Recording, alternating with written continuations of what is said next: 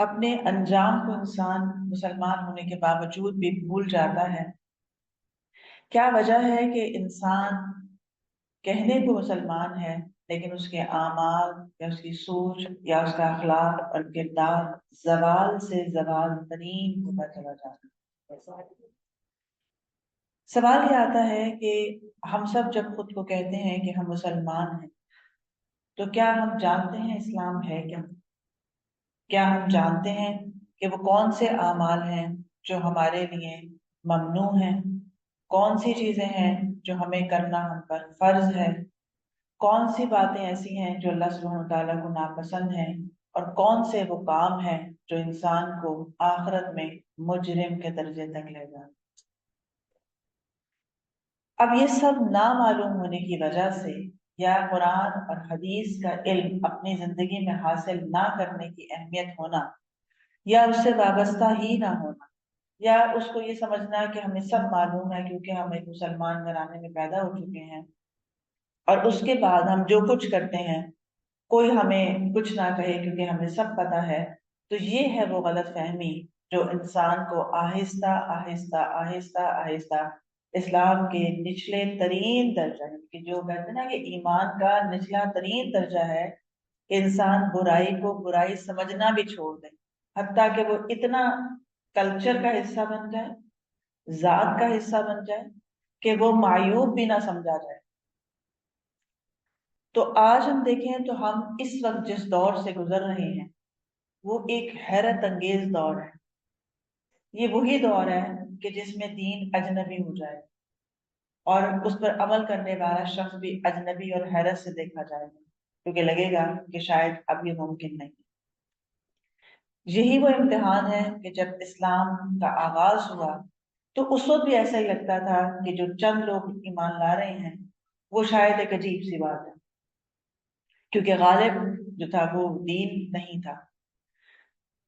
اب ضرورت اس وقت کی ہے کہ بے شمار مسلمان دنیا میں موجود ہیں، پورے پورے اسلامی ملک ہیں جن کا کلچر بھی اسلام ہے، دین بھی اسلام ہے، مذہب بھی اسلام ہے، سرکاری طور پر بھی، گھرانوں کے طور پر بھی، آباء و اجداد بھی مسلمان ہیں، لیکن انہیں جس چیز کی اشد ضرورت ہے وہ ہے تجدید ایمان کی۔ یہ ایمان، یہ اسلام ایسے ہی پرانا ہو جاتا ہے جیسا کہ تمہارے جسم پہ کپڑا پرانا ہو جاتا ہے۔ یہ بات ہمیں پہلے ہی بتا دی گئی تھی حدیث۔ اس لیے جیسے کپڑا پرانا ہو جائے تو ہم نیا کپڑا پہن لیتے ہیں، کوئی اور چیز پرانی ہو جائے تو ہم اس کو تازہ کر لیتے ہیں، اپنے آپ کو روز تازہ کرتے ہیں، منہ ہاتھ دھوتے ہیں، غسل کرتے ہیں، تازہ ہوتے ہیں، میل کچیل دور کرتے ہیں۔ تو بالکل اسی طرح اگر ہم اپنے ایمان کی تجدید نہیں کرتے تو ہم زوال پذیر ہو جاتے ہیں۔ تجدید ہے کیا؟ تجدید ہے کوئی اسلام لانا نہیں ہے، جو معلوم ہے اسے تازہ کرتے رہنا ہے، تاکہ ہمارے عمل کے اندر جہاں غفلت شامل ہونے لگے، یا جہاں پر سستی کاہلی آنے لگے، یا ہمیں کوئی بات نہ معلوم ہو تو وہ علم میں آ جائے اور ہم اپنے عمل کو روز پچھلے دن سے بہتر کر سکیں۔ بعض دفعہ ہمیں لگتا ہے کہ ہم علم کی مجالس میں جانے کا ہمیں کوئی زیادہ فائدہ نہیں ہوگا، ہمیں سب معلوم۔ بعض دفعہ ہمیں لگتا ہے کہ یہ سننے کا دروس یا کوئی لیکچر سننے کا کیا فائدہ، بہت دفعہ سننا ہے، ایک ہی بات ہوتی رہتی ہے، وہی باتیں ریپیٹ ہوتی ہیں جو پہلے سے پتہ ہے ہمیں۔ اسی طرح بعض دفعہ ہمیں لگتا ہے کہ ہمیں نصیحت نہ کرو، ہمیں کوئی نہ بتائے، کیونکہ ہم خود بھی بہت جانتے ہیں اور ہمیں بھی معلوم ہے۔ تو یہ یاد رکھیے کہ انسان نسیان سے بنا ہے۔ ہم جہاں جانتے ہیں وہاں بھولتے اس سے کہیں زیادہ تیزی کے ساتھ ہے۔ ہمیں جتنا کچھ معلوم ہے ہم وہ سب کچھ بھلا دیتے ہیں، جبھی تو جا کے ایسی زندگی گزارتے ہیں جیسے آج ہمارے دن رات گزر رہے ہیں، وہ یاد ہی نہیں رہتا۔ نہ اجر و ثواب یاد رہتے ہیں کہ کوئی رغبت پیدا ہو، نہ عذاب یاد رہتے ہیں کہ ہم پر لرزہ طاری ہو، نہ اللہ سبحانہ و تعالیٰ کے ساتھ وہ تعلق ہوتا ہے جس کی وجہ سے ہم قربت یا لذت محسوس کر سکیں۔ تو گویا اس کو روزانہ ہر لمحے میں تازہ کرنے کی ضرورت ہوتی ہے۔ اسی لیے 5 دفعہ دن میں ہر تھوڑی دیر کے بعد ایک کال آتی ہے، اللہ اکبر اللہ اکبر، حی علی الصلاۃ حی علی الفلاح۔ پھر ریمائنڈر آ جاتی کہ آپ ایک نماز سے دوسری نماز کے درمیان میں جو بھلا بیٹھے ہیں، جو کر بیٹھے ہیں، جو ظلم کما بیٹھے ہیں، پھر واپس آ جائیں، پھر یاد تازہ کر لیں، پھر آ جائیں، پھر ہمارے ساتھ اس ایمان کی تازگی کریں، اور پھر اس فلاح کے رستے کو دوبارہ سے تازہ کر کے پھر اپنے کام پر لوٹیں۔ اور اب یاد رکھیں، اسی لیے بات ہے کہ صرف نماز ذکر نہیں ہے، بلکہ کہا گیا کہ نماز کے بعد بھی اللہ کو یاد رکھیں، اپنے کاروبار کے اندر، گھر بار کے اندر، معاملات کے اندر، وراثت کے قانون کے اندر، شادیوں کے اندر، اپنے بچوں کے معاملے میں، ملازم کے معاملے میں اللہ کو یاد رکھ۔ کب؟ نماز کے بعد، اور اس کی تجدید پھر دوبارہ دوبارہ ہوتی رہتی ہے ہر تھوڑی دیر کے بعد، ہر کچھ عرصے کے بعد ایک افضل ایام آتا ہے۔ کبھی رمضان آ جاتا ہے، پھر تجدید کر لو، پھر شوال آ جاتا ہے، پھر تجدید کر لو، 6 روزے رکھ لو، پھر ذی الحج آ جاتا ہے، پھر تجدید کر لو۔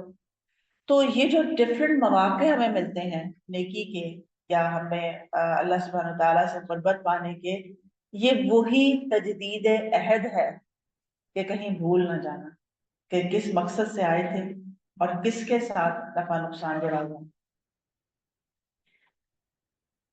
عبداللہ بن رواحہ نبی صلی اللہ علیہ وسلم کے اصحاب میں سے کسی سے ملتے تو فرماتے، آؤ تھوڑی دیر ہم اپنے رب پر ایمان لیں۔ ایک دن انہوں نے کسی آدمی سے یہی جملہ کہا تو وہ بہت غضبناک ہوا اور رسول اللہ صلی اللہ علیہ وسلم کے پاس آ کر بطور شکایت کہا کہ اے اللہ کے رسول صلی اللہ علیہ وسلم، ذرا ابن رواحہ کا تو دیکھیے، یہ لوگوں کو زندگی بھر ایمان رکھنے کے بجائے تھوڑی دیر کے لیے ایمان لانے کی دعوت دیتے ہیں۔ نبی صلی اللہ علیہ وسلم نے فرمایا، اللہ ابن رواحہ پر رحمت نازل فرمائے، وہ دینی اجتماع کی تم کو دعوت دے رہے تھے، انہیں ان مجالس سے محبت ہے جن پر فخر کیا کرتے ہیں، جن پر ملائکہ بھی فخر کرتے ہیں۔ تو گویا اس سے کیا بات پتہ چلی کہ جو علمی مجالس ہوتی ہیں، یہ جو نیک لوگوں کے ساتھ بیٹھنا ہوتا ہے، تھوڑی سی بھی گفتگو ہوتی ہے، تھوڑا ان کا ساتھ ہے، صحبت کا مل جانا ہے، یہ کیا ہوتا ہے؟ ایمان کی تازگی کا ذریعہ ہوتا ہے۔ اور بڑے بڑے صحابہ کرام کو آپ دیکھیں کہ وہ اپنے ایمان کی تجدید کی فکر کرتے ہیں، اور کتنے ہی صحابہ کرام ہیں جو اپنے اوپر نفاق سے ڈرتے تھے کہ کہیں میرے اندر منافقت نہ آ جائے، کیونکہ منافقت وہی دھول ہے زندگی کی، محبت کی، زندگی کی دوڑ کی، ایک دوسرے پر سبقت لے جانے کی، ایک دوسرے سے مال و دولت میں، عہدوں میں بڑھ جانے کی وہی دھول ہے جو انسان کو نفاق اس کے اوپر ڈال دیتی ہے، اور پتہ ہی نہیں چلتا کب ایمان سے نفاق میں ڈل گئے تھے۔ تو یہاں پر جو بات ہے اس کی اہمیت اندازہ ہوئی کہ یہ اہتمام کرتے رہنا چاہیے، یہ اپنے آپ کو نہیں سمجھنا چاہیے کہ جیسے صحابہ کرام رضی اللہ عنہ کا درجہ پانے کے باوجود یہ نہیں سمجھتے تھے کہ اب ہمیں کوئی ضرورت نہیں ہے، ہم اس جو مقصود تھا وہ پا لیا، اللہ کی رضا کا، اللہ نے سرٹیفکیٹ جاری کر دیا، بلکہ ایک انسان ہونے کے ناطے ہم نہیں جانتے ہمارا انجام کس حال میں ہوگا۔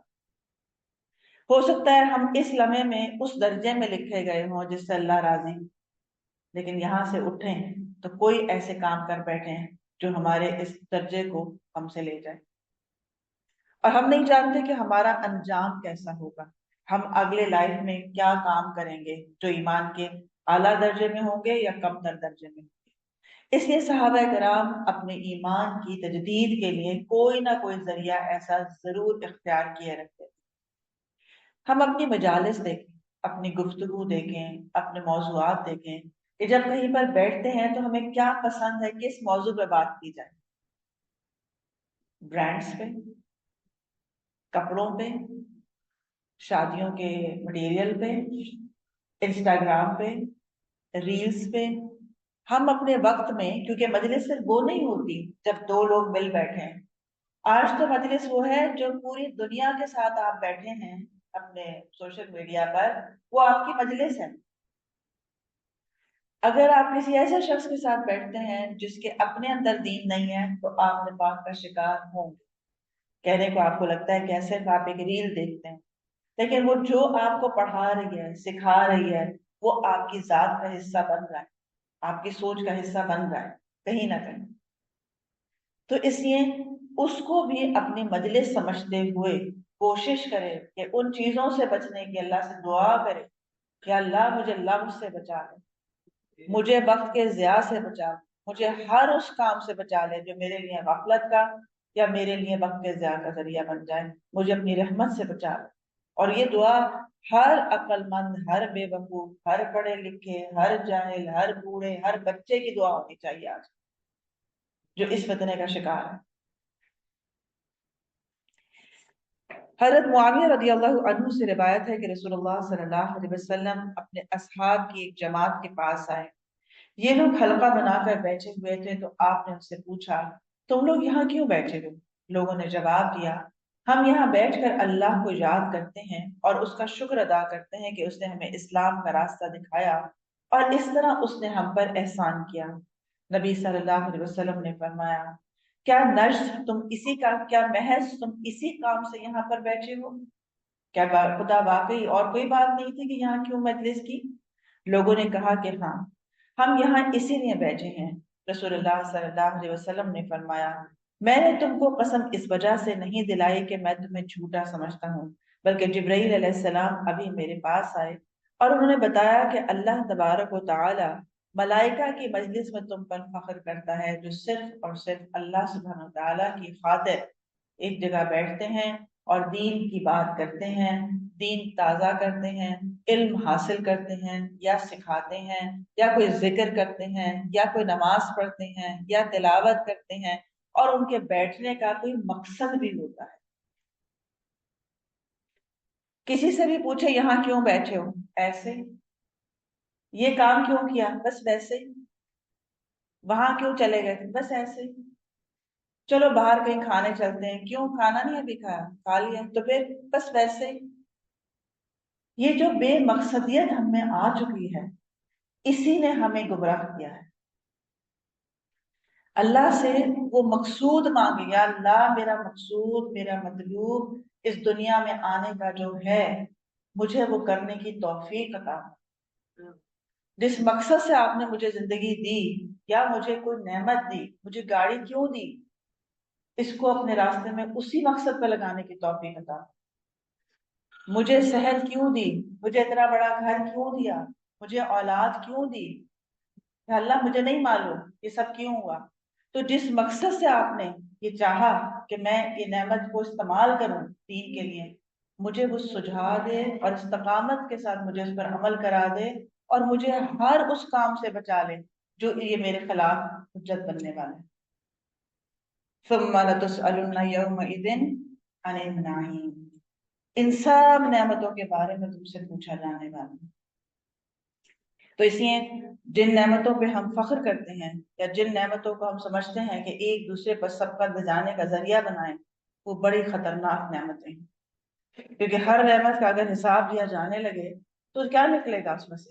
کیا جواب ہوگا ہمارا؟ حضرت جابر رضی اللہ عنہ کہتے ہیں کہ رسول اللہ صلی اللہ علیہ وسلم نے ارشاد فرمایا کہ اے لوگو اللہ کی نافرمانی سے ڈرتے رہنا اور روزی کے تلاش میں غلط طریقہ مت اختیار کرنا، اس لیے کہ کوئی شخص اس وقت تک نہیں مر سکتا جب تک کہ اسے پورا رزق مل نہ جائے. تسلی رکھے جو اپنے حصے کا رزق ہے، ایک دانہ بھی ایسا نہیں ہوگا کہ انسان جو ہے وہ فوت ہو جائے اور اسے وہ نہ ملے. تو کیا نصیحت کی انہوں نے کہ جلد بازی کر کے، حرام کر کے، دوسرے کا حصہ غصب کر کے بالکل بھی لینے کی کوشش نہ کرنا. پورا کانفیڈنس رکھو کہ آپ کا جو حصہ ہے وہ مل کر رہے. اور کب مل کر رہے گا؟ جب اللہ نے آپ کے لیے لکھا ہوگا. ہم چاہتے ہیں کہ ہمیں جوانی کے اندر ہی ڈھیروں کروڑوں مال مل جائے، لاکھوں کی جاب مل جائے. ہم چاہتے ہیں کہ ہمارا بہت بڑا سا گھر ہو جائے جوانی کے اندر ہی. ایسا نہیں ہوتا. ایک وقت آتا ہے کہ جب بچے بڑے ہو رہے ہوتے ہیں تو آپ اسٹیبل ہو رہے ہوتے ہیں، کیونکہ اس وقت کی وہ ضرورت ہوتی ہے. تو اس لیے یہ جو بات میں نصیحت ہے کہ یہ یقین رکھو کہ تمہیں پورا رزق مل کر رہے گا، اگرچہ اس کے ملنے میں کچھ تاخیر ہو سکتی ہے، اور وہ بھی اللہ کی حکمت ہے کہ ابھی کیوں نہیں ملا، بعد میں کیوں ملا۔ تو اللہ سے ڈرتے رہنا اور روزی کی تلاش میں اچھا طریقہ اختیار کرنا، حلال روزی حاصل کرو اور حرام روزی کے قریب تک نہ جانا۔ اب یہاں پر بھی ایمان کی تجدید ہے جو بات یاد رکھواتی، ورنہ جب انسان بزنس کر رہا ہوتا ہے تو کیا لگتا ہے، بلکہ خود آپ دیکھیں بظاہر اس کا اظہار کرنے لگتے ہیں، ایک دوسرے کو مشورے دینے لگتے ہیں کہ جب تک 2 نمبر کام نہ کیا جائے یہاں کوئی کاروبار نہیں چلتا، جب تک رشوت نہ دی جائے یہاں کوئی کاروبار نہیں چلتا، کاروبار کو اوپر لے کر جانا ہے تو یہ کر لو اور وہ کر لو، اور ڈھیروں آپ کو یوٹیوب پہ طریقے مل جائیں گے جس میں کوئی تمیز نہیں ہے یہ حلال طریقہ ہے یا حرام طریقہ ہے، جھوٹ ہے، دھوکہ ہے۔ آپ کسی پروڈکٹ کے بارے میں، آپ کی ایک جاب ہے کہ آپ پروڈکٹ کی آپ ریمارکس دیتے ہیں، ریویو دیتے ہیں، جبکہ آپ کو پتہ ہی نہیں وہ پروڈکٹ کیسی ہے، لیکن آپ بڑا دھڑا دھڑ تعریفیں کرتے ہیں، لوگ آپ کی تعریفوں پہ وہ پروڈکٹ خرید رہے ہیں، اپنا مال خرچ کر رہے ہیں، جبکہ وہ جھوٹ کہہ رہے ہیں کیونکہ آپ نے تو استعمال ہی نہیں کیا۔ تو کوئی بھی موقع ہو، چاہے مال بنانے کا ہو، لگانے کا ہو، یہ وہ دیکھے گا کہ مجھے کہاں لگانا، کہاں بنانا ہے جس کے اندر ایمان ہوگا۔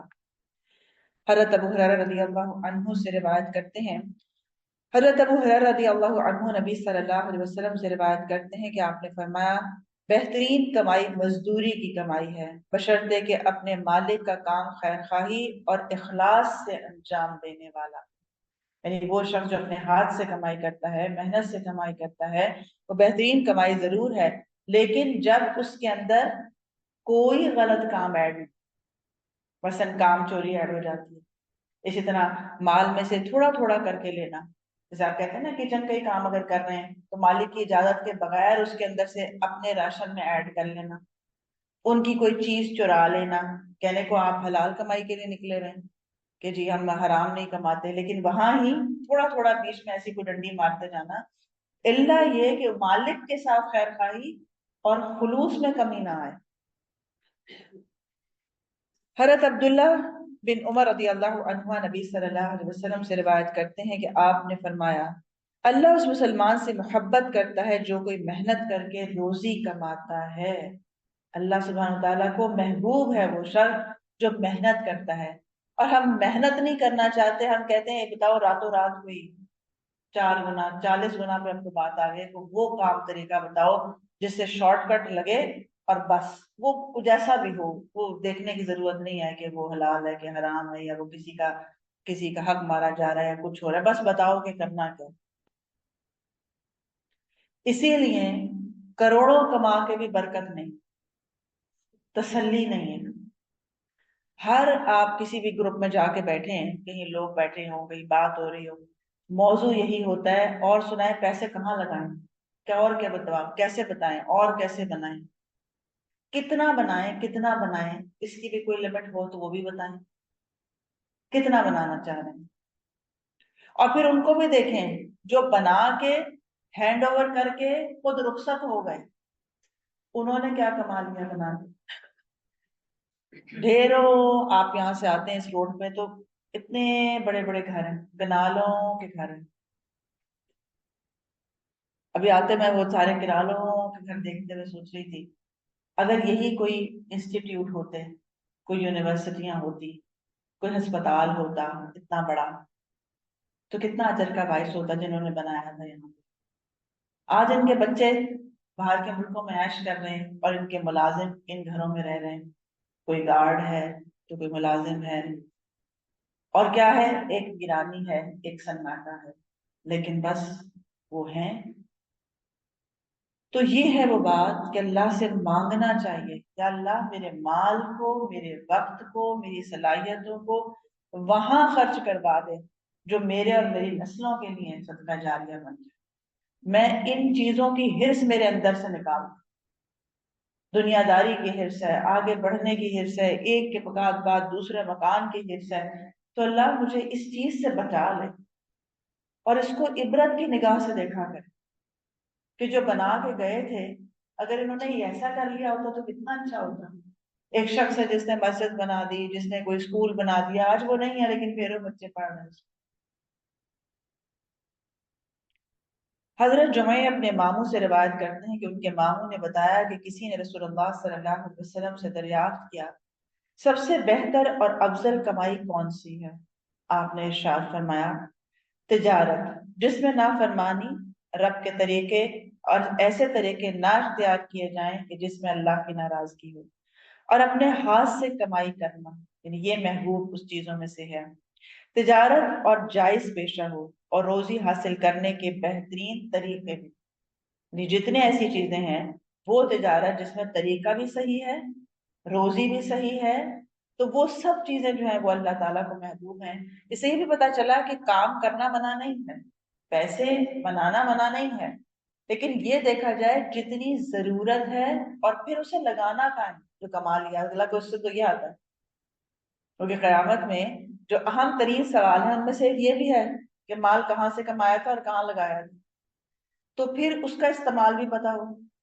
اگر مفت کا مال اگلی نسلوں کے ہاتھ آ گیا تو وہ بھی کوئی اتنا خیر کی بات نہیں ہوگی کہ کوئی یہی سلیقہ نہ ہو کہ اس کو استعمال کہاں کرنا تھا، کیونکہ والدین سکھاتے ہیں کہ لگانا کہاں ہے، تو جہاں آپ لگاتے ہیں وہ وہیں لگائیں گے۔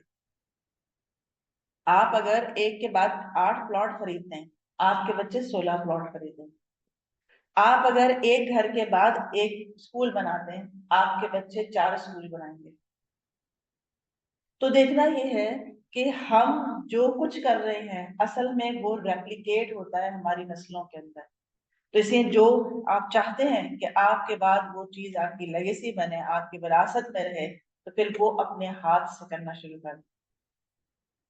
کعب بن عجرہ رضی اللہ عنہ فرماتے ہیں کہ نبی صلی اللہ علیہ وسلم کے پاس سے ایک آدمی گزرا، صحابہ نے دیکھا کہ وہ رزق کے حصول میں بہت ہی متحرک ہے اور پوری دلچسپی لے رہا ہے، تو نبی صلی اللہ علیہ وسلم نے عرض کیا، اے اللہ کے رسول، اگر اس کی یہ دوڑ دھوپ اور دلچسپی اللہ کی راہ میں ہوتی تو کتنا اچھا ہوتا۔ آپ نے یعنی فرمایا، کیا دیکھ رہے تھے کہ بہت ہی ایکٹیولی وہ معاشرے میں کر رہا ہے، تو آپ نے فرمایا کہ آپ نے فرمایا کہ اگر یہ ساری دوڑ دھوپ اللہ کے لیے ہوتی تو کتنا اچھا تھا۔ اس پر رسول اللہ صلی اللہ علیہ وسلم نے فرمایا کہ اگر وہ اپنے چھوٹے بچوں کی پرورش کے لیے دوڑ دھوپ کر رہا ہے تو یہ اللہ ہی کی راہ میں شمار ہوگی، اور اگر وہ بوڑھے والدین کی پرورش کے لیے کوشش کر رہا ہے تو یہ بھی فی سبیل اللہ ہی شمار ہوگی، اور اگر اپنی ذات کے لیے کوشش کر رہا ہے اور مقصد یہ ہے کہ لوگوں کے آگے ہاتھ پھیلانے سے بچا رہے تو یہ بھی فی سبیل اللہ کوشش ہی شمار ہوگی۔ البتہ اگر اس کی یہ محنت صرف اور صرف زیادہ سے زیادہ مال حاصل کر کے لوگوں پر برتری جتانے کے لیے، لوگوں کو دکھانے کے لیے ہے، تو یہ ساری محنت شیطان کی راہ میں شمار کی جائے گی۔ اب ہم سب اپنا اپنا محاسبہ کر سکتے ہیں کہ ہمارا مقصود کیا ہوتا ہے گھر کو 1 سے 4 کنال پہ شفٹ کرنے کا۔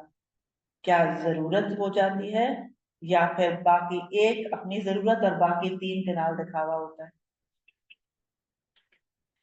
تو اس لیے دین پڑھنا یا دین کی تازگی کرنا بہت ضروری اس لیے ہے تاکہ ہم اپنی وہ لمٹ سیٹ کر سکیں کہ میرے پاس اگر 4 کنال خریدنے کی جگہ ہے تو میں اپنی ضرورت پہ گھر ضرور بناؤں، اس میں ضرور ہو کہ آپ اپنی چھت ہو جس میں آپ عزت سے رہ سکے، باقی 3 کی پلاننگ کیسے کروں کہ اس میں سے اللہ سبحانہ وتعالیٰ کو راضی کرنے کا حق بھی نکلے اور میں کوئی ایسا مفاد عامہ کا کام کروں اس کے اندر تاکہ نسلیں جو ہیں اس سے فائدہ اٹھائیں۔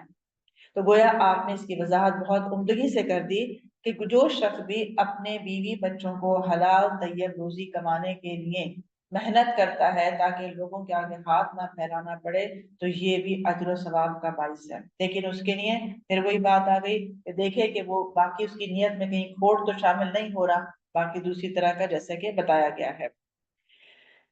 حضرت سفیان ثوری نے فرمایا کہ اب سے پہلے دور نبوت اور دور خلافت میں مال ایک ناپسندیدہ چیز شمار ہوتا تھا، لیکن ہمارے زمانے میں مال مومن کی ڈھال سمجھا جاتا ہے، یعنی خیر کہا ہے نا، کیونکہ قرآن مجید نے اس کو क्यों؟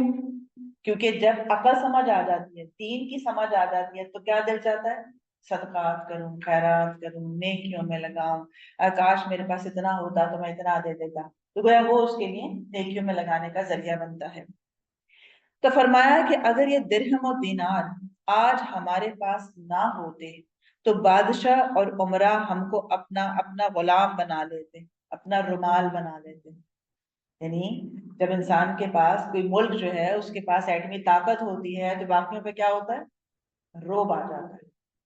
तो कहा मुसलमान के लिए जो माल है या उसका जो स्टेटस है वो किसी पे रोब जमाने के काम आता है, कि गैर मुस्लिम जो है उसे हल्का नहीं लेते और उससे डरते रहते हैं।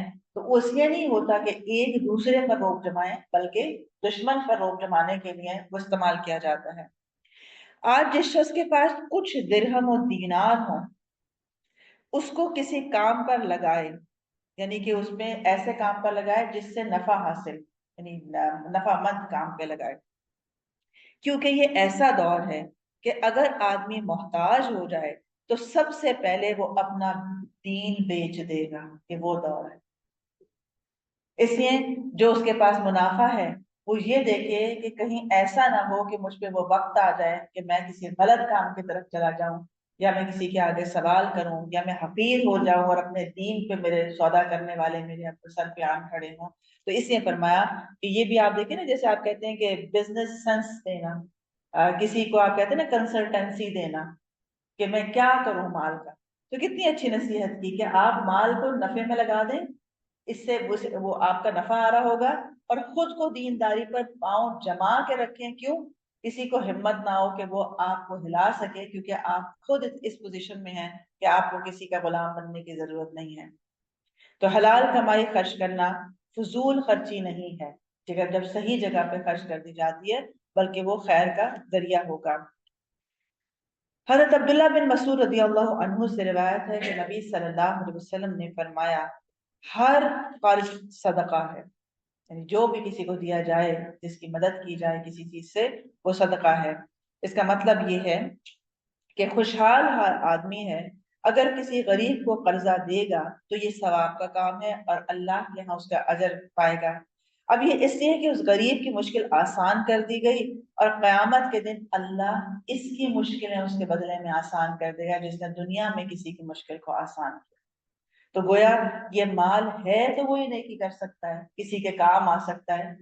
तो इसलिए माल जरूर होना चाहिए, हलाल तैयब हो, लेकिन उसका इस्तेमाल की या उसकी जो राहें हैं, उसकी जो बजटिंग है, वो ऐसे हो कि मैं आखिरत का भी हिस्सा रखूं और दुनिया का भी हिस्सा रखूं। जैसे कि कारून को जब माल दौलत उसका देखा, तो जो इल्म वाले लोग थे उन्होंने उसको नसीहत की थी कि इसमें से अपनी दुनिया का हिस्सा जरूर निकालो, लेकिन औरों का हिस्सा भी निकालो जिसमें जो अल्लाह ने रखा है, अल्लाह को राजी करो, और अपना आखिरत का हिस्सा ना भूल जाओ। तो ये है वो बात कि जो हम किसी को भी देते हैं या अपना आखिरत के लिए करते हैं, बेसिकली वो हम अपने ही ऊपर लगा रहे हैं, जो कि हम जाने से पहले खर्च कर रहे हैं कि हमें वहां पर जाकर तंगी ना हो। जैसे दुनिया में आप मुफलिसी से डरते हैं, दुनिया में आप रुसवाई से डरते हैं, मोहताजी से डरते हैं, तो बिल्कुल इसी तरह आखिरत की मोहताजी से भी डरना चाहिए, कि हमारे पास नेकियां कम ना पड़ जाएं। कहीं ऐसा ना हो कि हमारा जो ये माल था, ये वक्त था, ये औलाद थी, कहीं हम मुफलिस हो जाएं इसके हाथों से कि हमारे कुछ काम ही नहीं आया। इसी तरह जो मुसलमान किसी मुसलमान को एक बार कर्जा देगा तो उसको इतना सवाब मिलेगा गोया उसने 2 मरतबा इतनी रकम अल्लाह की राह में दे दी थी। यानी दुगना अजर मिलता है कि उसने अपना माल लगा के किसी और की जरूरत को पूरा किया। इसी तरह इस बात का भी बड़ा अजर है कि किसी ऐसे शख्स को कि जो तंग हाल हो और आपके कर्ज की अदायगी का मौका आ चुका हो, जो मुद्दत तय हुई थी, लेकिन वो शख्स अभी इस काबिल नहीं है कि वो आपका कर्जा दे और आपने उसे मोहलत दिए रखी, तो उस मुद्दत के बाद जो दिन भी गुजरेगा रोजाना आपको उतना सदका करने का सवाब मिलना शुरू हो जाएगा, हालांकि आप खर्च नहीं कर रहे। लेकिन क्योंकि अब आपका माल जो है वो प्रॉफिट पे जा रहा है, तो ये है असल तिजारत, कि वो तो वैसे ही पड़ा हुआ था, आइडल था, कुछ भी नहीं था, बैंक में रखा हुआ था। यहाँ आपने एक ऐसी जगह पे इन्वेस्टमेंट की हुई है कि मुझे रोज प्रॉफिट मिलता है कि इतना सदका मैंने जैसे किया। इसी तरह वो जो हदीस में भी एक शख्स का किस्सा बयान किया जाता है کہ اللہ سبحانہ وتعالیٰ نے اسے معاف اسی لیے کر دیا کہ وہ قرضداروں کو سہولت دیا کرتا تھا. اور جو یعنی سہولت مینس کہ اگر آپ کہتے ہیں 1 مہینے بعد ادا کر دوں گا، نہیں میں 4 مہینے اور دے دیں تو دے دیتا تھا. اور جو لگتا تھا اس کو کہ یہ نہیں دے سکتا تو اسے معاف کر دیا کرتا تھا. تو اللہ سبحانہ وتعالیٰ نے اسے معاف کر دیا.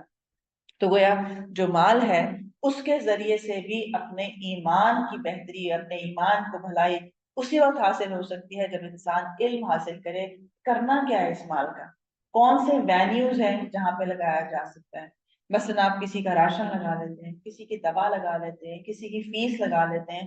جب آپ فکس کر لیتے ہیں نا تو وہ ہو جاتا ہے کام.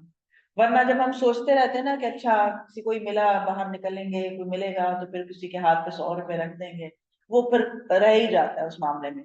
تو اسی لیے کوئی نہ کوئی اپنے پیسے جو آپ کی حیثیت ہے، 20 روپے، 50 روپے، 100 روپے، 5,000 روپے، جو بھی آپ سمجھتے ہیں، اگر آپ اس کو فکس کر دیتے ہیں اور آپ آج کل تو گھر بیٹھے آن لائن آپ لگا دیں، اس کو یہ بھیج دیا، اس کو وہ بھیج دیا، اس کی فیس بھیج دی، اس کا وہ کر دیا، تو اس سے آسانی یہ ہوگی کہ انشاءاللہ آپ کا جو مال ہے وہ گھر بیٹھے ایک تجارت میں لگ چکا ہوگا، جو آپ کے جانے کے بعد آپ ہی کے سنبھالنے والے اللہ پیدا کر دے گا، اگر آپ اخلاص سے اللہ سے مانگیں کہ اللہ میرے اس کام کو ہمیشہ جاری رکھے.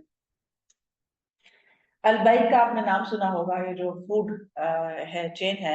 اس کے بارے میں میں سن رہی تھی کہ انہوں نے کہا کہ جنہوں نے یہ شروع کی تھی اور اللہ نے ان کو بہت برکت عطا کی، کیونکہ مڈل ایسٹ میں اس کا حالانکہ اس سے بہتر فوڈ چینز ہیں مطلب، لیکن اس کا جو ہے وہ ایک اللہ نے اس کو برکت عطا کی اور یہ مارکیٹ سے کم ریٹ پہ دیتے ہیں وہ کھانا، جو اگر یہی کھانا آپ کسی اور سے لیں گے تو وہ زیادہ اس پہ آتا ہے.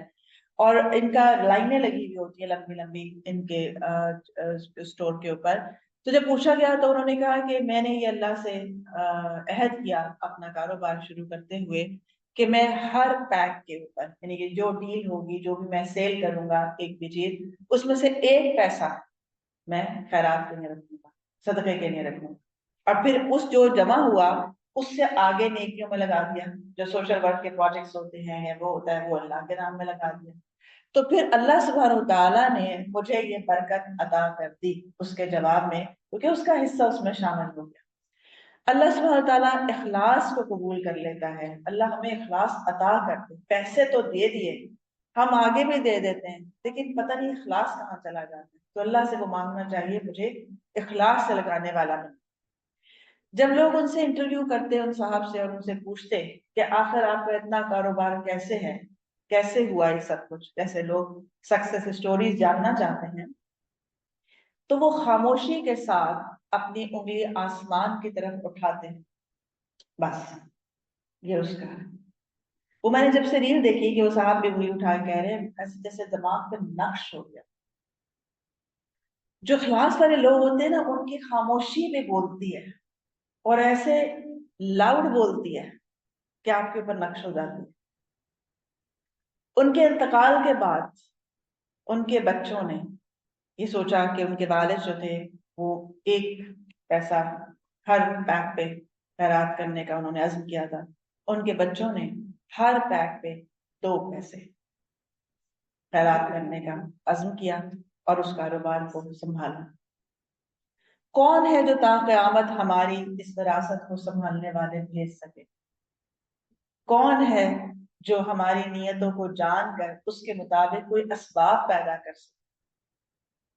کیونکہ ہم سب جب کچھ بنا لیتے ہیں، کچھ 4 پیسے ہمارے پاس آ جاتے ہیں، تمہارا دل چاہتا ہے کہ سنبھالنے والا بھی ہو، لیکن اس وقت صرف ایک سطحی سی خواہش ہوتی ہے، کوئی بیٹا ہو جس کا جو ہمارا نام کے ساتھ زندہ رہے، لیکن وہ کتنے دن زندہ رہے گا؟ اور اگلا پوتا آپ کے لیے کیا کرے گا؟ وہ تو آپ کو جانتا ہی نہیں کو خاص. اور آگے اس کا بیٹا کیا کرے گا؟ وہ تو بیچ باچ کے اگلے اپنے سلطنت بنائیں گے. تو یہ ہے وہ بات کہ جب ہم وہ کام کرتے ہیں جو اللہ جس سے راضی ہو جاتے ہیں، پھر اللہ اس کے سنبھالنے والے بھیج دیتا ہے. جو آپ نہ بھی رہیں وہ نسل در نسل آپ کی جو وراثت ہے وہ پھر اللہ کے ذمے پہ آ جاتی ہے، کیونکہ آپ نے اللہ کو دیا تھا. اسی لیے آپ دیکھتے ہیں کہ صحابہ کرام کے جو اعمال ہیں کیسے اللہ نے ان کو برکت دی. حضرت عثمان غنی کا ابھی تک اکاؤنٹ چل رہا ہے، کیسے اللہ نے اس کو برکت دی، سنبھالنے والے دیے، ان کا پیسہ جو ہے وہ اسی طرح یہ جو قرآن پرنٹ ہوتا ہے وہاں پر لگا ہوا ہے، اسی طرح کی جتنی چیزیں پبلش ہو رہی ہیں جو کہ حاجیوں کے کام آ رہی ہوتی ہیں وہاں پہ لگا ہوا ہے۔ آج وہ خود تو نہیں ہے، آج ان کی نسل اس طرح سے نہیں ہے جو براہ راست ہم جس کو سمجھ سکیں، یقیناً ان کی نسل میں تو لوگ آ رہے ہوں گے، لیکن چلا کون رہا ہے یہ سارا سسٹم؟ یہ وہ چلا رہا ہے جس کے ہاتھ پر یہ سارا کیا گیا تھا اور جس کو دیا گیا تھا ذمہ کہ میں آپ کو دیتا ہوں، آپ کے لیے کر رہا ہوں، اس کو سنبھالنا باپ کا کام۔ ورنہ جب بھی آپ کوئی نیکی کرے تو سب سے پہلے خوف ہی آ جاتا ہے ہمارے بعد کیا، ہماری تو اولادیں اس ٹائپ کی نہیں ہیں، وہ تو دین پڑھتی ہی نہیں ہے، ہم آج شروع کریں گے کل کون تو چھوڑو کرتا ہی نہیں ہے۔ تو اس لیے اللہ سے خیر مانگتے ہوئے آغاز کر دینا چاہیے۔ ہو سکتا ہے ہماری نسلیں آج ہمارے سامنے اظہار نہ کرتی ہوں ہماری نیکیوں کا، لیکن کل وہ اس کو سنبھال کر رکھنے والے ہوں، کیونکہ ہمارے والدین ایسے اور ایسی نیکیاں کرتے تھے۔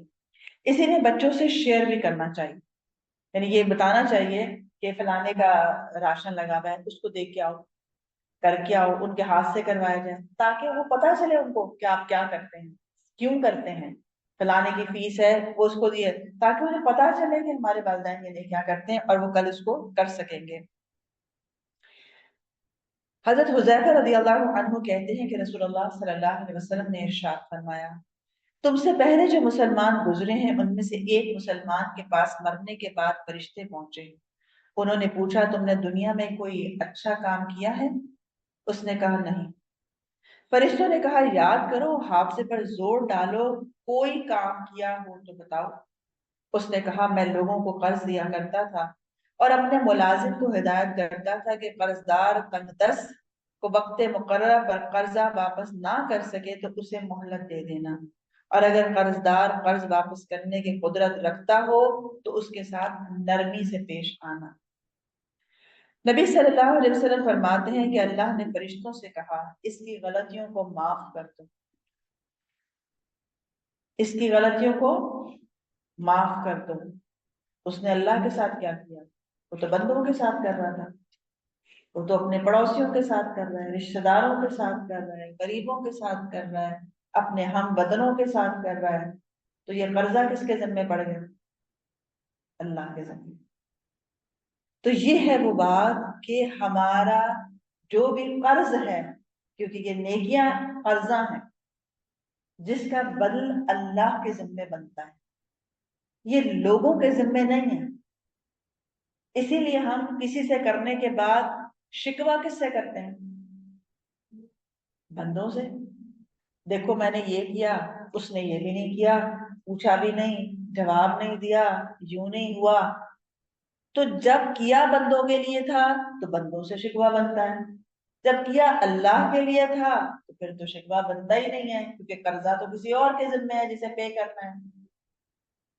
تو یہ بہت بڑا فرق ہماری زندگی میں ہے کہ ہم یہ بات بھول جاتے ہیں کہ اگر میرا بھائی مجھے دعوت پر نہیں بلاتا، وہ میرے لیے کوئی تحفہ لے کر نہیں آتا، تو مجھے اس کے بدل میں نہیں کرنا، مجھے اس لیے کرنا ہے کہ وہ بھائی ہے، اللہ نے اس کا حق رکھ دیا ہے، وہ بھلے سے کچھ بھی نہ کرے، میرا فرض بنتا ہے کہ میں اپنا فرض ادا کروں، کیونکہ مجھے میرا معاملہ میرے اللہ کے ساتھ۔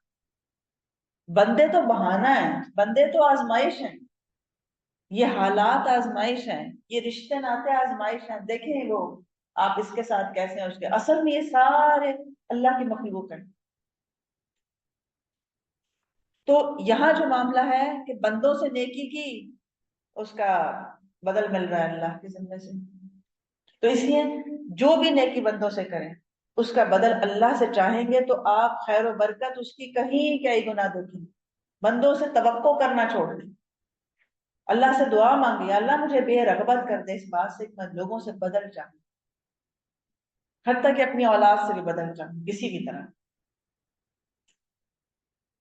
حضرت بریدہ رضی اللہ عنہ کہتے ہیں کہ میں نے رسول اللہ صلی اللہ علیہ وسلم کو یہ فرماتے سنا ہے، جس نے کسی تنگ دست کو ایک متعین مدت تک کے لیے قرض دیا تو معینہ وقت آنے تک قرضہ دینے والے کے نام اعمال میں ہر دن ایک صدقہ لکھا جاتا رہے گا، اور متعین وقت آ گیا اور وہ ادا نہ کر سکا اور قرض خواہ اس نے مزید مہلت دے دی، اور قرض خواہ کو اس نے مزید مہلت دے دی، تو اب ہر دن اس کے نام اعمال میں 2 صدقے، دگنا صدقہ لکھا جاتا رہے گا۔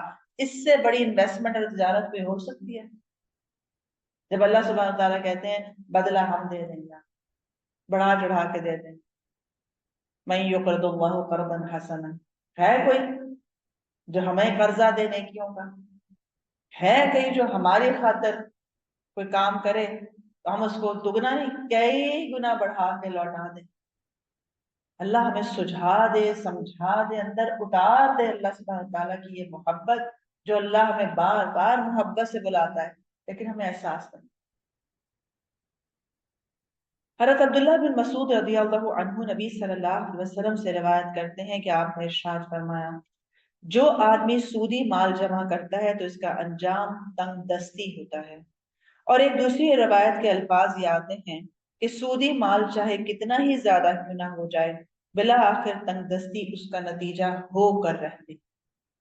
کبھی آپ نے کسی کو سنا ہے کہ کچھ شخص ہے جو بدحال ہو گیا یا اس کے پاس وہ سب کچھ نہیں رہا، پھر جب وہ اپنی سٹوری سناتا ہے تو کیا کہتا ہے، ایک وقت تھا ہمارے گھر پہ 4 گاڑیاں ہوا کرتی تھی، ایک وقت تھا کہ ہمارا اتنا بڑا گھر ہوا کرتا تھا، اتنا اچھا کاروبار ہوتا تھا، پھر کیا ہوا، آج ہم زکوٰۃ لیتے ہیں، آج ہم لوگوں سے امداد لیتے ہیں۔ ایسے آنکھوں دیکھے لوگ جب اپنی سٹوری سناتے ہیں تو وہ کہتے ہیں ہم بڑے شریف النفس لوگ ہیں، ہم ایسے نہیں تھے، ہم ایک وقت میں بہت معزز معاشرے کے لوگ۔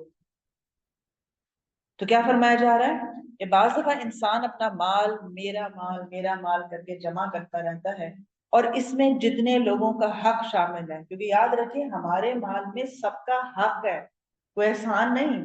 اگر ہم والدین پہ کچھ لگاتے ہیں یا اپنے بہن بھائیوں پہ کچھ لگاتے ہیں، نہیں لگائیں گے تو مال کہیں نہ کہیں ضائع ہو جائے گا، کیونکہ وہ آپ کا ہے نہیں۔ جو غریب کا مال ہے نہیں دیں گے تو کہیں اور اپنے جرمانے بھرنے پڑ جائیں گے، وہ آپ کا ہے نہیں۔ تو اس لیے جب موقع مل جائے تو اللہ کا شکر ادا کریں گے، اللہ شکر ہے اس کا بھی حق نکل جائے، اس کو بھی تحفہ دے دو، اس کو بھی کھانے پہ بلا لو، اس کے پر بھی خرچ کر دو، اس کے پر بھی لگا دو، تاکہ کسی کا حق میرے ذمہ نہ رہے، اور ہم سب کا حق ایک دوسرے پر ہے۔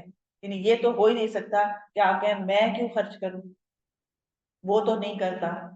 آپ سے یہ نہیں پوچھا جائے گا وہ کیا کیا کرتے تھے، تم سے یہ پوچھا جائے گا تم کیا کیا کرتے تھے۔ حضرت ابو ہریرہ رضی اللہ عنہ کہتے ہیں کہ رسول اللہ صلی اللہ علیہ وسلم نے ارشاد فرمایا، جس رات مجھے معراج ہوئی اس رات جب ہم 7ویں آسمان پر پہنچے تو میں نے اوپر کی طرف دیکھا، وہاں گرج چمک اور کڑک ہو رہی تھی۔ رسول اللہ صلی اللہ علیہ وسلم فرماتے ہیں، میں کچھ ایسے لوگوں کے پاس سے گزرا جن کے پیٹ اس طرح پھولے ہوئے تھے کہ جیسے گھر معلوم ہوتا ہے، اتنے بڑے سے تھے، ان میں سانپ ہی سانپ تھے، اور یہ سانپ باہر سے نظر بھی آ رہے تھے، سود خور گئے کہ ان کے پیٹوں میں جو مال گیا، جو اس کے ذریعے سے کمایا ہوا کھانا گیا، جو ان کے لباس پہنے گئے، وہ سانپ بن کے ان کے اندر جو تھے وہ ہو رہے تھے۔ اور آپ ذرا سا دیکھیں کہ پیٹ ذرا سا پھول جائے تو کتنی تکلیف دہ چیز ہوتی ہے، وہ بڑی ہے نا کیفیت، وہ سفوکیشن کی جو کیفیت ہوتی ہے کہ آپ کہتے ہیں کہ مجھے لگ رہا ہے میرا سانس بند ہو رہا ہے کیونکہ میرا پیٹ ایسے ہو رہا ہے کہ جس میں اپارا ہو رہا ہے یا بھر رہا ہے۔ تو کہاں یہ کہ اتنے بڑے ہو جانا، اور پھر باہر سے آپ دیکھیں مجھے رسوائی کا ہے نا کہ عذابوں کے ساتھ رسوائیاں اٹیچ ہیں، یعنی ایک تو عذاب، پھر عذاب کے ساتھ جو اس کی عزت جانی ہے، جو کہ سب دیکھ رہے ہیں کہ کیا ہو رہا ہے اس کے ساتھ، اور وہ کون ہے سب لوگ؟ آج ہم جن میں عزت بنائے بیٹھے ہیں، ہم کہتے ہیں 4 لوگ، اور وہ 4 وہی لوگ ہیں جن میں آج ہم عزت بنانے کی کر رہے ہیں، جب وہی لوگ وہاں اس حال میں دیکھیں گے تو اس لیے عذاب کے ساتھ وہ رسوائی جو ہے وہ شامل ہو جائے گی۔ اللہ سب کو محفوظ رکھے۔ سمرہ بن جندب رضی اللہ عنہ کہتے ہیں کہ نبی صلی اللہ علیہ وسلم نے ارشاد فرمایا، رات میں نے دیکھا کہ 2 آدمی میرے پاس آئے اور مجھے بیت المقدس لے گئے، وہاں سے اوپر کو چلے یہاں تک کہ ہم سب خون کے ایک دریا کے پاس پہنچے جس میں ایک آدمی کھڑا ہوا تھا، اور دریا کے کنارے پر ایک اور آدمی تھا جس کے ہاتھ میں پتھر تھے۔ وہ آدمی جو دریا میں کھڑا تھا وہ نکلنے کے لیے آگے بڑھتا تو کنارے کا آدمی اس کے چہرے پر پتھر مار مار کر اسے واپس دریا میں پہنچا دیتا جہاں سے وہ چلا تھا۔ اسی طرح مسلسل ہو رہا تھا، وہ نکلنے کی کوشش کر رہا تھا اور یہ نکلنے نہیں دیتا تھا۔ جب بھی کنارے پر آیا اس نے چہرے پر ایک پتھر مارا تو میں نے جبرائیل علیہ السلام سے پوچھا جسے میں دریا میں دیکھ رہا ہوں وہ کون ہے؟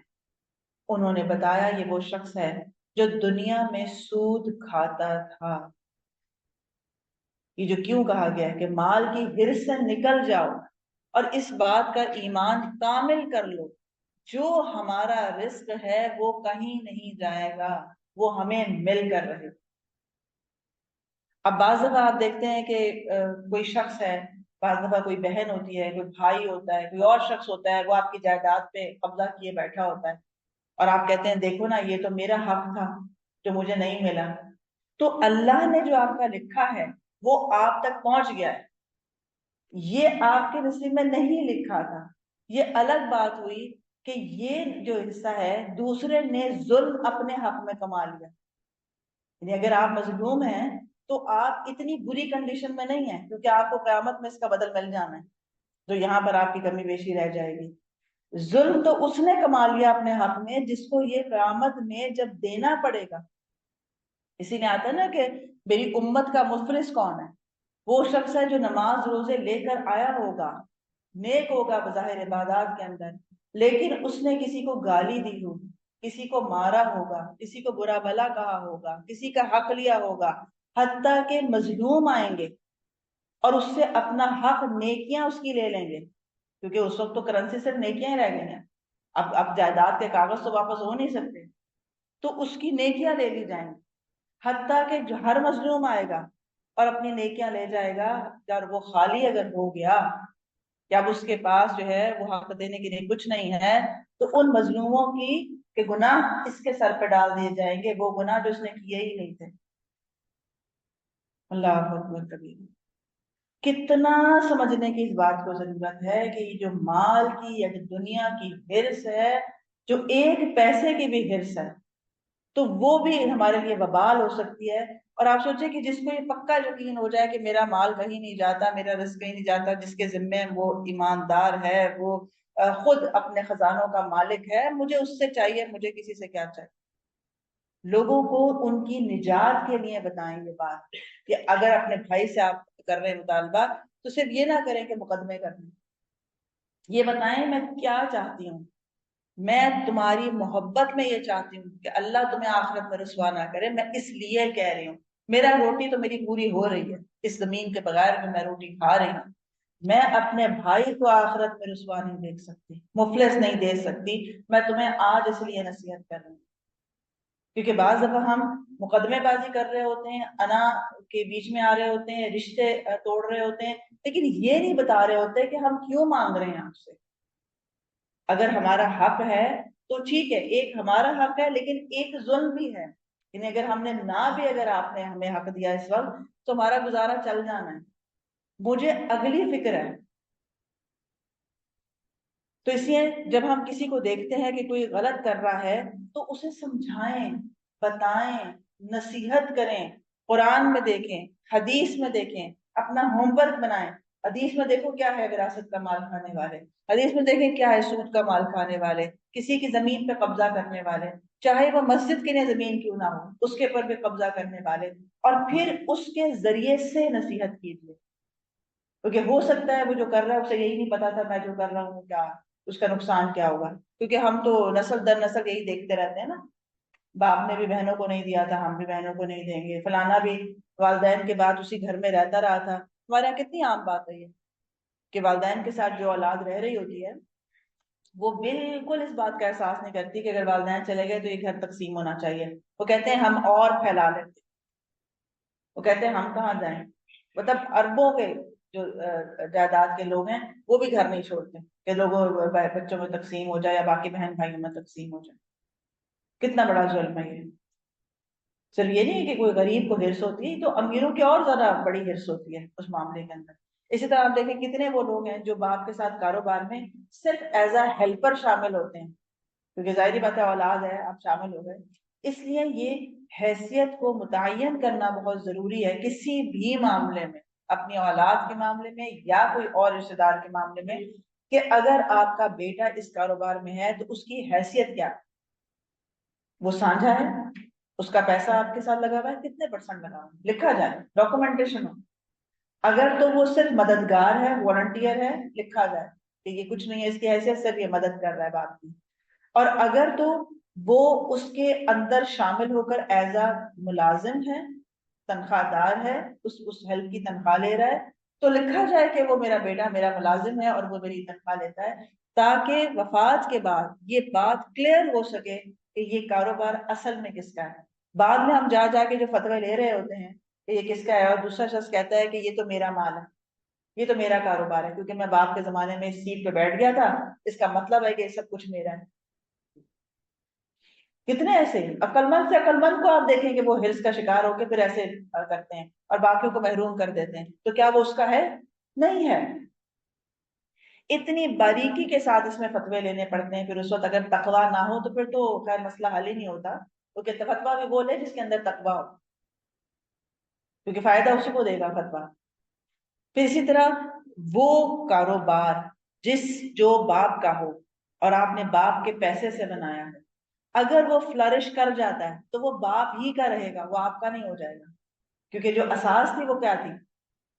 آپ کا اپنا مال نہیں تھی، وہ اساس باپ کا مال تھی. وہ تو آپ نے جو محنت کی تو اس کا وصول کر لیا، یعنی یا تو تنخواہ کی شکل میں وصول کیا یا آپ نے ماہانہ وصول کیا، جو کچھ بھی کیا آپ نے وہ وصول کر لیا.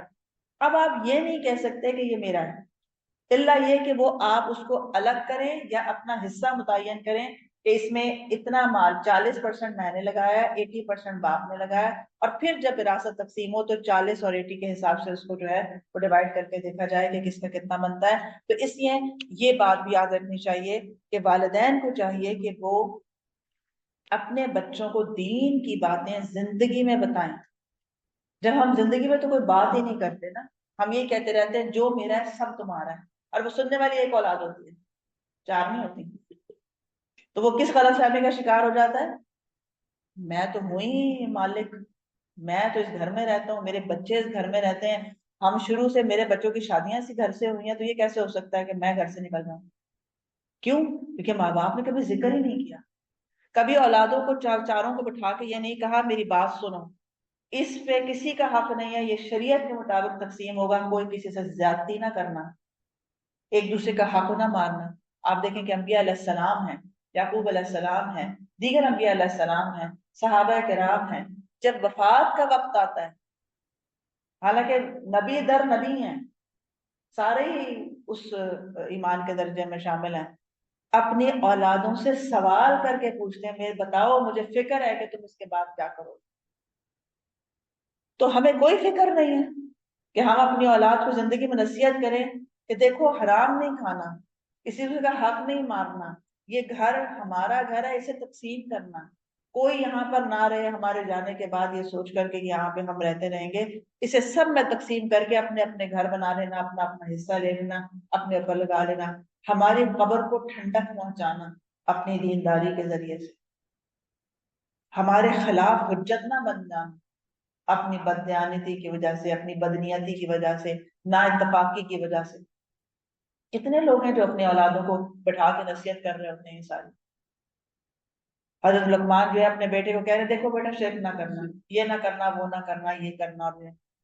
لقمان کا بیٹا ہے، ماحول وہی ملا ہے، ابراہیم علیہ السلام ہے، یعقوب علیہ السلام ہے، سب کو ماحول وہ ملے ہوئے ہیں، دینداری ان کے رچی بسی ہوئی ہے، پھر بھی زبان سے نصیحت کرنا تجدید ایمان کرنا اور بار بار کرنا، حتیٰ کہ اندر رچ بس جائے کہ یہ میرے لیے حرام ہوگا اگر میں اس پر قابض ہوا، چاہے وہ میرے باپ کا مال کیوں نہ. تو تجدید ایمان علم کے ذریعے سے ہوتا ہے، علمی مجالس کے ذریعے سے ہوتا ہے، قرآن اور حدیث کے علم سے کے ساتھ ہوتا ہے. اس لیے جو شخص جتنا جانتا ہے مزید جاننے کے لیے حریص رہے، دعا کرتا رہے کہ ربی زدنی علما، ربی زدنی علما.